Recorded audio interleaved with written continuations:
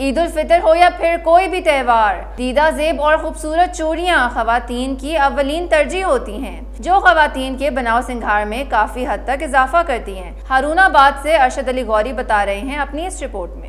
कलाइयों की जीनत बनी खनखनाती चूड़ियों के बिना ईद के रंग फीके से लगते हैं, तभी तो बाजारों में दीदा ज़ेब, दिलकश और जदीद डिजाइन की चूड़ियों के जल्द रंग बिखरे हुए हैं।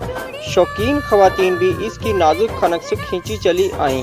कांच की धनक रंग चूड़ियों ने साला साल से शायरी को अपने हसार में कैद कर रखा है, तभी तो इनकी खनक रंग और दिल अरेजी ने मर्दों को भी अपना दीवाना बना दिया। ईद की खुशियां चूड़ियों के बिना अधूरी सी हैं, तभी तो परवानों की तरह सुल्फे नाजुक भी चूड़ियों के स्टाल के गिर्द मंडलाती दिखाई दी।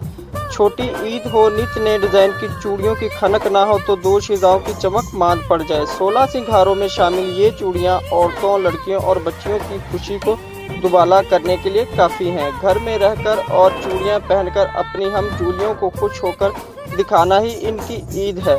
कैमरा टीम के साथ अरशद अली गौरी, हारूनाबाद।